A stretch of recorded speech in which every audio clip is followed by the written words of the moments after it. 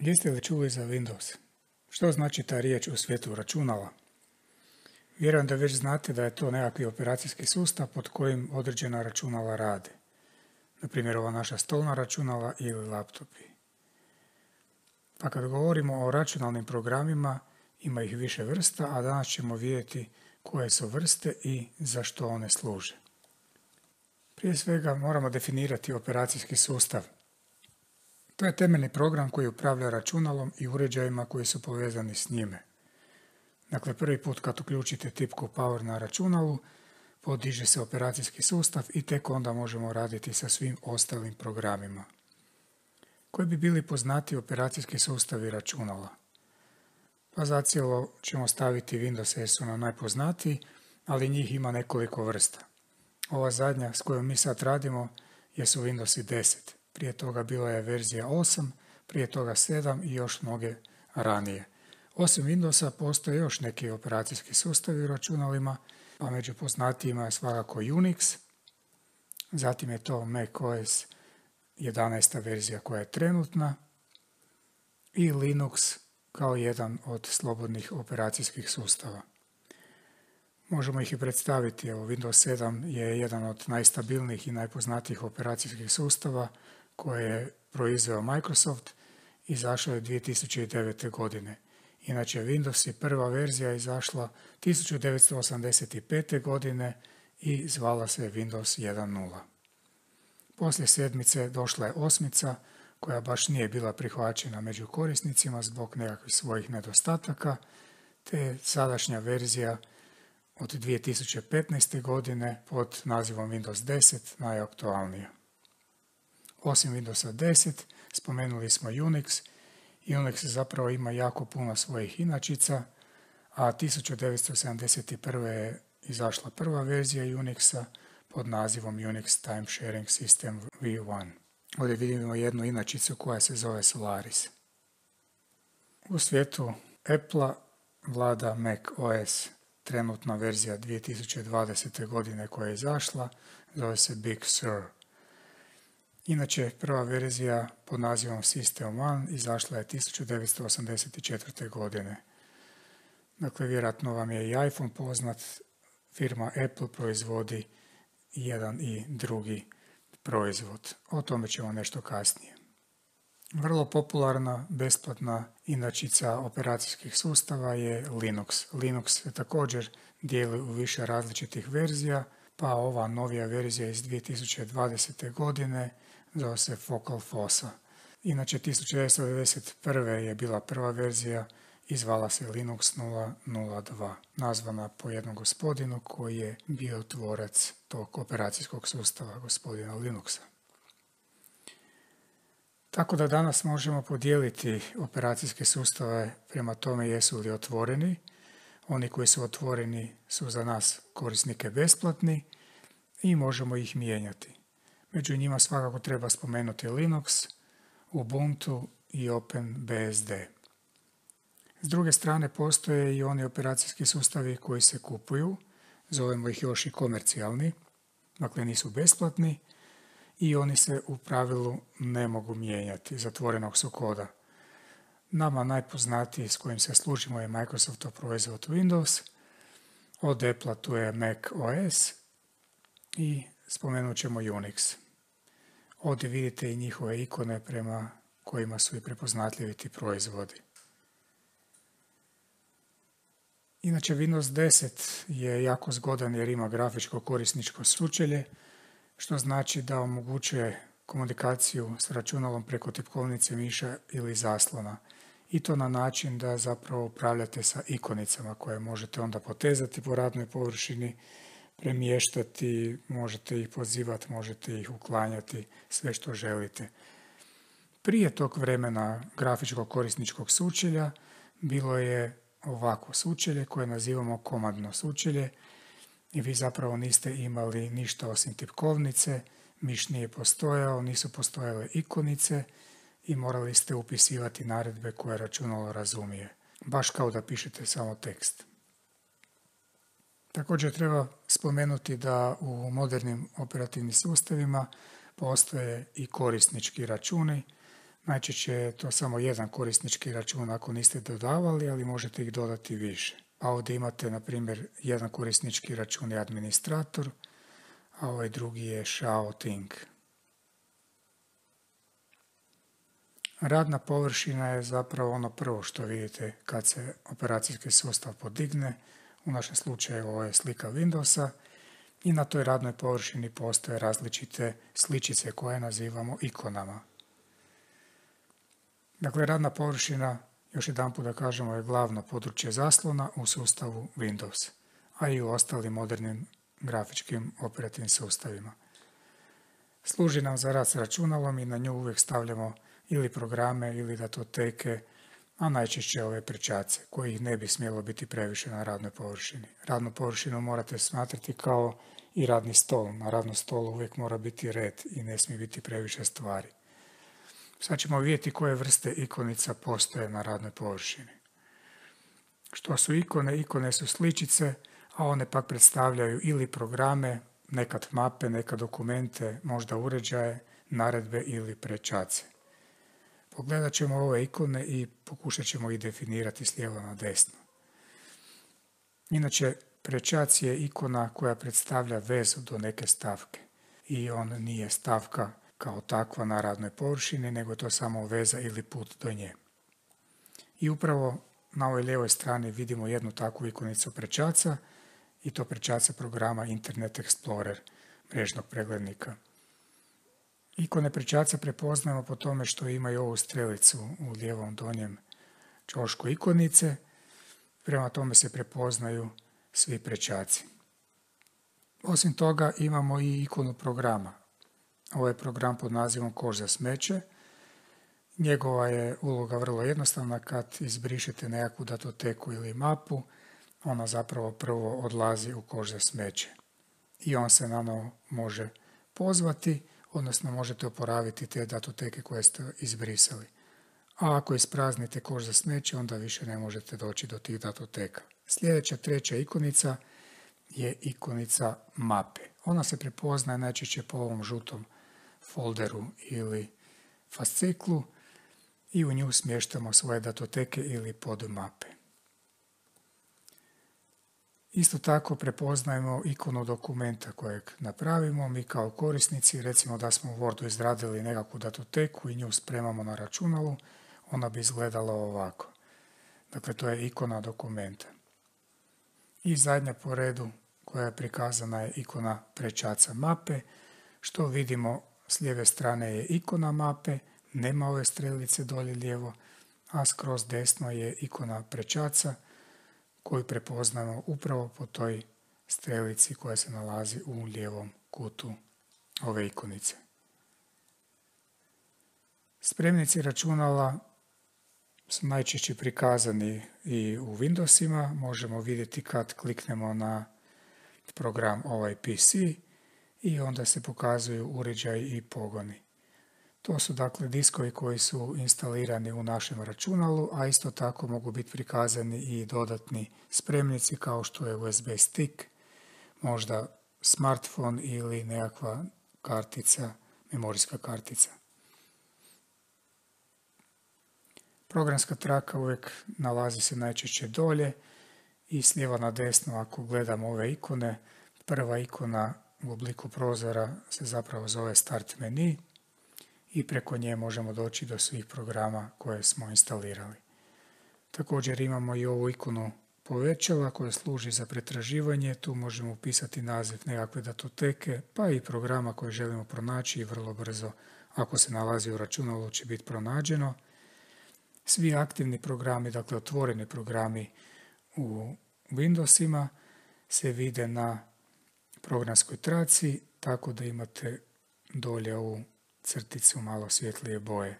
Teže se to vidi, ali treba primijetiti. Kada smo uključili računalo, pokreće se operacijski sustav. U ovom slučaju to je Windows 10.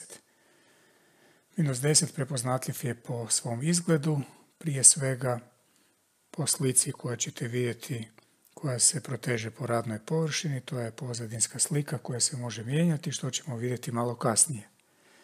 Osim te slike na radnoj površini još imamo i ikonice. Dakle, te ikone predstavljaju određene elemente na računalu, pa idemo ih pogledati s lijeva na desno. Ova ikona je ikona programa ovaj PC, koji nam pokazuje od čega se računalo sastoji. Zatim imamo ikonu programa koš za smeće. Tu se nalaze svi elementi, odnosno datoteke ili mape koje ćemo izbrisati. Ovo je ikona prečaca, što vidimo po ovoj maloj strelici u lijevom kutu. I to je ikonica prečaca mape. Zatim još ide jedna ikonica prečaca, ali ne mape nego datoteke. Koja to datoteka? Datoteka u Wordu. Još jedanput, ovo nije Wordova datoteka na radnoj površini, već je to datoteka koja se nalazi negdje unutar računala, a mi vidimo samo njen prečac ili put kako da dođemo do nje. Ovo je jedna video datoteka koja se nalazi na radnoj površini i skroz desno je jedna od naših mapa. Mapa se prepoznaje po tome što je najčešće žute boje i ima izgled ovog fascikla, odnosno korica. Dakle, radnu površinu čini ta pozadinska slika i ikone koje se na njoj nalaze, ali isto tako dolje postoji i programska traka koja se sastoji od 3 dijela. Dakle, imamo ovaj dio sa nekakvim naredbama, zatim dio sa programima koje možemo zakvačiti ili otkvačiti i desni dio koji nam pokazuje koji su zadaci, odnosno koji programi aktivni u pozadini. Pa idemo na lijevoj strani pogledati ovu prvu ikonu koju još nazivamo Start menu. Kad kliknemo na Start menu, on nam otvara programe koji su instalirani u računalu, ali isto tako nam i pokazuje temeljne naredbe za uključivanje i isključivanje računala, zatim za uređenje postavki ili svog korisničkog računa. Osim toga, postoji ovdje ikonica za pretraživanje. Dakle, ovdje bismo mogli napisati naziv programa kojeg želimo pronaći, pa ćemo napisati blok kao blok za pisanje i računalo nam već daje prijedlog programa koje je pronašao pod tim nazivom, a to je blok za pisanje. Kad kliknemo lijevim klikom na blok za pisanje, on se pokreće. Još nekoliko riječi o ikonicama. Dakle, ikone koje se ovdje nalaze možemo odabirati lijevim klikom miša. Pojedinačno. Ako ih želimo odabrati više, onda opet lijevim klikom miša radimo pravokutnik kojeg onda protežemo na određeni broj ikona koje želimo obuhvatiti. Evo recimo da želimo obuhvatiti sve, napravili bi ovako sa lijevim klikom miša. Kako znamo koje su obuhvaćene? Pa one koje su zasvjetljene, njih smo označili. Kako ćemo označiti na preskokce ikonice? Za to nam je potrebna tipka CTRL ili Ctrl. Recimo da označimo prvu tipku, pustimo klik miša, primjemo i držimo tipku CTRL, dakle ne puštamo je cijelo vrijeme, i onda na preskokce kliknemo na ikonice koje želimo označiti. Eto, nije teško. Na našoj radnoj površini ne bi trebalo biti puno ikonica, jer na taj način nam je radna površina zatrpana i nepregledna, kao i naš, recimo, pravi radni stol. Nije dobro da imamo sve moguće papire i dokumente razbacane, već oni moraju biti lijepo složeni u mape. Isto tako moguće je raditi radnje kao i unutar mape, a to je ona metoda povuci i spusti. Recimo da želimo sad ovaj prečac staviti u našu mapu Moja zbirka, lijevim klikom miša bi odvukli i premjestili u tu mapu. Ako otvorimo tu mapu, evo vidjet ćemo da se nalazi unutra. Isto tako možemo izvući van, lijevim klikom miša, premještamo i možemo razmjestiti po volji ikonice kako želimo. Vratimo se na našu programsku traku. Evo sad ovaj program koji smo pokrenuli, vidimo da nam je aktivan, a to je blok za pisanje. Po čemu znamo da je aktivan? Zato jer je svjetlije boje i dolje imamo jednu svjetlu crticu. Isto tako možemo programe stavljati na našu programsku traku. Ovdje je postavljen jedan od programa kojeg vjerojatno znate, a to je Google Chrome. Lijevim klikom miša ga možemo pokrenuti. Eto ga. Možemo ispustiti. Rad s prozorima je vrlo jednostavan. Možemo proširiti, možemo povećati i smanjiti prozor. Kako? Sa lijevim klikom miša moramo točno doći do ruba prozora. Držeći lijevi klik miša možemo to spustiti prema dolje ili podići. Isto to možemo napraviti i sa bočne strane.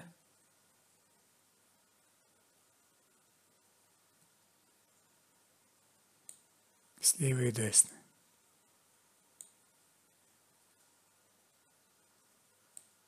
Nekad je malo teže uhvatiti, ali treba isprobavati i vidjeti što se može napraviti. Preciznost miša je ovdje poprilično važna stvar. Eto, osim toga primjećujemo da postoje ove ikonice u gornjem desnom kutu kod svih tih programa. Ova prva ikonica sa znakom minusa je minimiziraj. Kad kliknemo na nju, što će se dogoditi?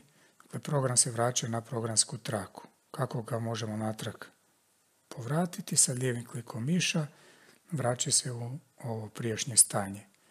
Ako želimo proširiti ovaj prozor po čitavom ekranu, onda koristimo ovu srednju ikonicu maksimiziraj. Pa evo da vidimo kako to izgleda. Evo sad je preko čitavog ekrana proširen izgled našeg programa. Možemo ga natrag vratiti u prijašnje stanje. Dakle, to radi ova srednja ikonica.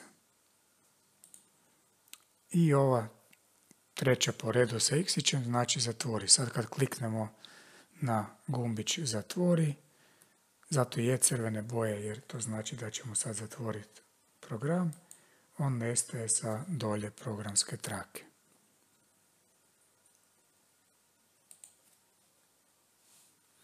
Sad idemo na desnu stranu da promotrimo ove ikonice sa strane. Dakle, ove ikonice nam pokazuju trenutno priključenost na internetsku vezu, zatim o razini baterije koliko je puna. Isto tako možemo vidjeti i za naš zvučnik na kojoj razini je. To možemo i čak povećati, smanjiti zvuk.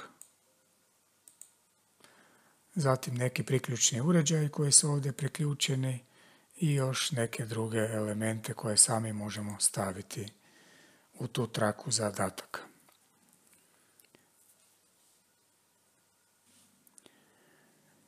Pokrenimo ponovno ovaj blok za pisanje. Rekli smo da se možemo poslužiti ovim alatom za pretraživanje. Dakle, kliknemo u njega, napišemo prvih par slova, blok za pisanje. Eto ga, aktivirali smo ga. Recimo da želimo još i program za crtanje koji se zove bojanje. Pa napišemo bojanje. Postoji program bojanje 3D, pa treba pripaziti da odaberemo onaj koji mi želimo. Kliknemo bojanje. Smanjimo prozor. Sad rad s prozorima isto jedna zanimljiva stvar. Kako možemo pomicati ovaj prozor? Tako da sa lijevim klikom miša uhvatimo ovu traku. To se zove inače naslovna traka. I na taj način možemo pomicati prozore, smanjivati i raditi što želimo. Tako probat ćemo još jedan program pozvati, a to je Word.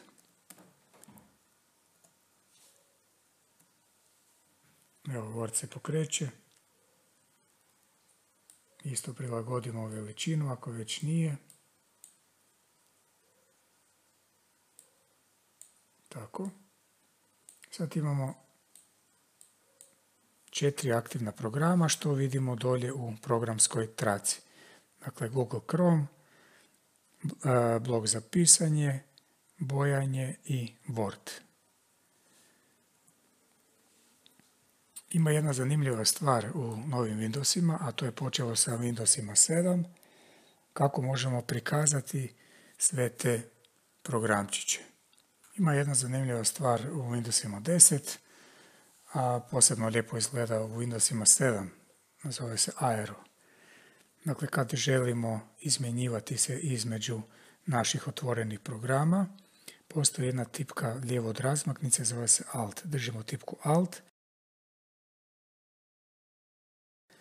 a gore lijevo postoji tipka Tab ili tabulator. I kad klikamo izmjenično, onda možemo doći do određene aplikacije koju želimo staviti u prvi plan. Možda je bolje da povećamo sve prozore, pa će to biti zapravo i puno lakše za vidjeti. Evo tako, sad imamo 3 aplikacije otvoreno, blok za pisanje, zatim imamo bojanje i Word. I kad se želimo kretati među njima, držimo tipku Alt i sa tipkom Tab prelazimo na sljedeći program koji želimo otvoriti. Isto tako sa tipkom Win, dakle tipka gdje vam je oznaka Windowsa, najčešće se nalazi pored tipke Alt. Zajedno sa Tab možete sličnu funkciju dobiti. Eto. Recimo da želimo ove programe staviti dolje u programsku traku. Kako je to moguće? Pa jednostavno, desnim klikom na ikonicu i odaberemo prikvači na programsku traku.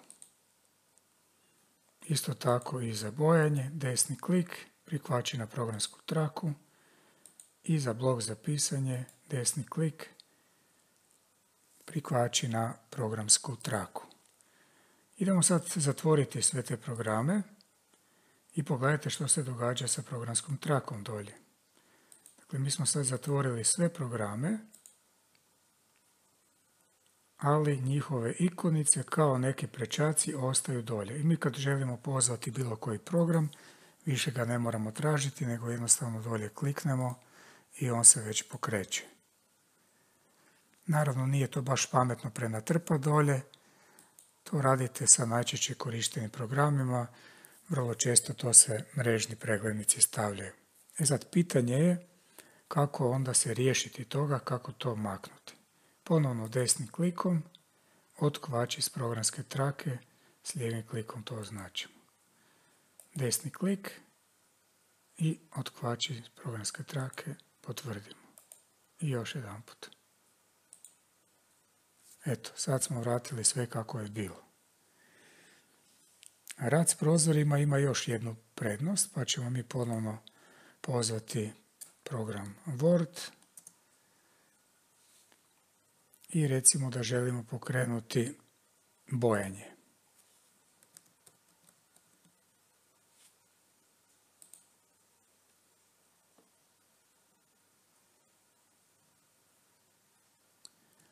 Evo, sad su ova naša 2 programa otvorena. Želimo ih istovremeno vidjeti.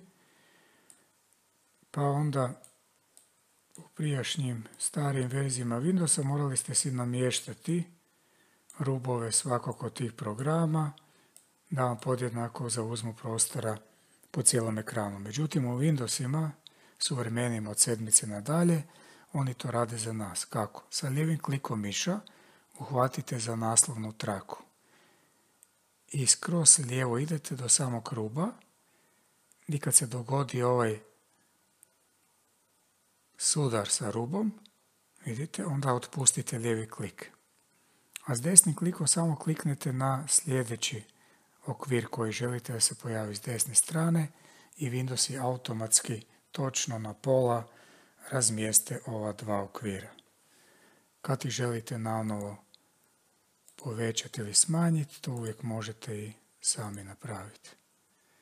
Opet ovako, klik. ili ponovno.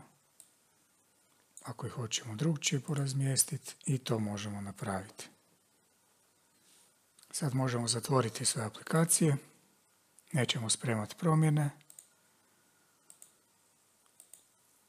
Eto, ono što još možemo napraviti, a nismo objasnili malo prije, u programskoj traci imamo i ovaj Explorer za datoteke. Kad kliknemo na njega,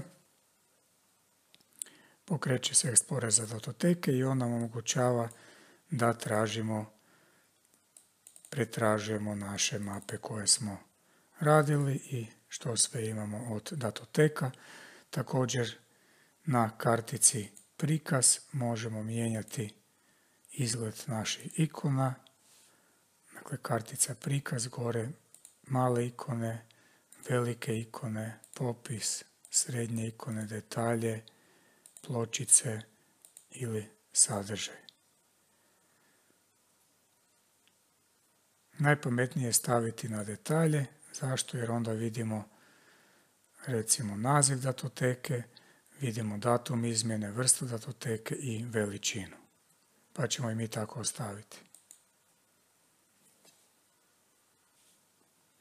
Također postoji i program koji nam pokazuje koje diskove imamo u računalu. On se nalazi ovdje gore, ikonica OIPC. Pa kad dvostrukim lijevim klikom kliknemo na tu ikonicu, dobit ćemo ovakav prikaz koji onda stavljamo, evo možemo staviti i na detalje. Možda je zgodnije staviti na pločice iz razloga što se onda vidi koji su nam diskovi aktivni i koliko imamo prostora na njima. Pa ovdje vidimo da imamo disk pod nazivom C i da je slobodno 78,2 GB. Također imamo disk pod nazivom D, slovom D, gdje je slobodno 120 GB i još imamo ovaj USB gdje imamo slobodnog prostora 8,47 GB. Stavit ćemo na detalje. I vidimo sve te iste podatke. Dakle, ovdje možemo reći da ovo naše računalo se sastoji od jednog diska koje je podijeljeno na dva dijela, na C i na D, kojima smo dali svoje nazive, naziv operacijskog sustava i što se nalazi na drugom dijelu, a to su podaci. Ovo je USB stick. Ako vi imate doma svoje računalo, otvorite onda ovaj PC ikonicu, odnosno program, i pogledajte koje diskove vaše računalo sadrži i koliko imate slobodnog prostora na njima. Zatvorimo taj program. Spomenuli smo već prije da je ovo pozadinska slika, sad bi bilo dobro da vidimo gdje se to može kontrolirati ili mijenjati. Dakle, dolje ima nekoliko načina. Ako krećemo od start menija, idemo na postavke i u tim postavkama biramo personalizaciju. I eto, sad vidimo ovu sliku. S lijeve strane postoji naredba teme. Došli smo do toga. I ovdje vidimo koja je trenutna aktivna tema. Ovdje piše Windows 10. Ako želimo nekakvu svoju temu staviti, i sastoji se od 5 slika, možemo kliknuti na opciju nabavite još tema u Microsoft Store, pa ćemo kliknuti na to. Za to morate imati internetsku vezu, inače ne možete doći do slika. S obzirom da je sada zima, možemo nekakvi zimski pejzaž staviti. Evo, uzet ćemo ove s lijeve strane.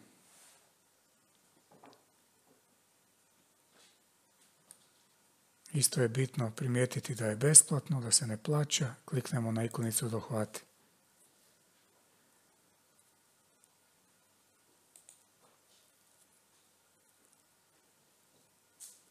I potvrdimo sa naredbom instaliraj.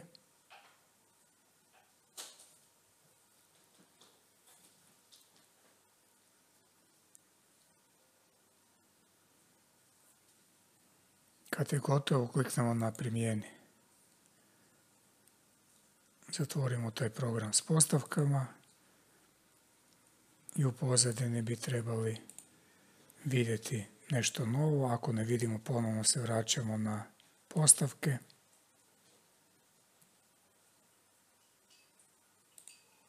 Biramo personalizacija. Biramo teme. I među temama se sad vidi naša nova tema koju ćemo odabrati. I ona je sad primijenjena.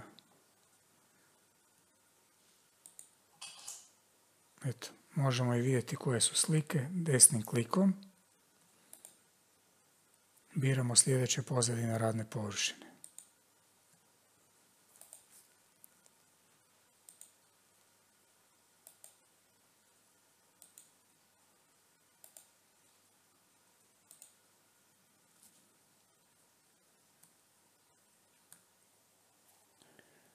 Za kraj nam još ostaje da vidimo kako možemo napraviti prečac za neku datoteku iz mape svog razreda. Pa uđimo na disk podaci, 5. razred, 5a i znamo da imamo u mapi razne datoteke, nekakve datoteke koje sad želimo prebaciti na radnu površinu, ali ne njih, nego samo prečac. Kad bismo htjeli doći do ove cijele mape, mogli bi napraviti tu ikonu prečaca. Kako se to radi? Desnim klikom se označi mapa.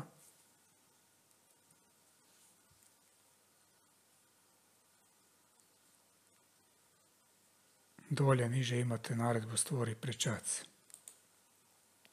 Ona se sad nalazi unutar mape, mi samo trebamo izvući van na radnu površinu sa lijevim klikom miša.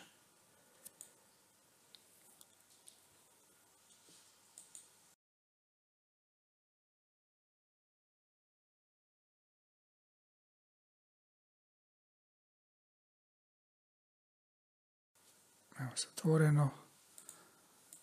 Stavimo na mjesto gdje želimo i kad želimo doći do te mape dvostrukim lijevim klikom, otvara nam se popis svih ovih naših datoteka u toj mapi.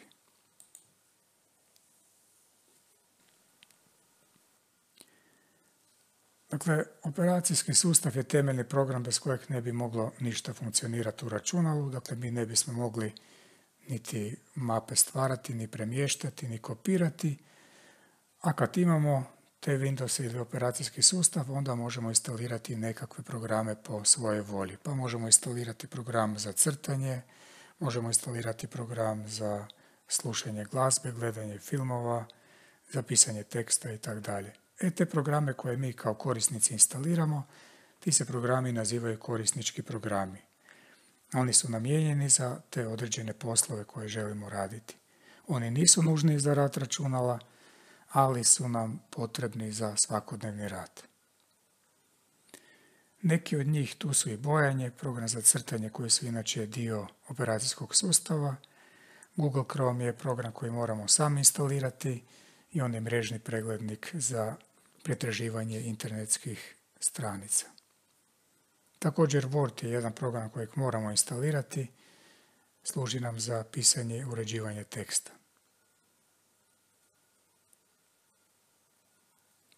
Koja je razlika između operacijskog sustava i korisničkih programa?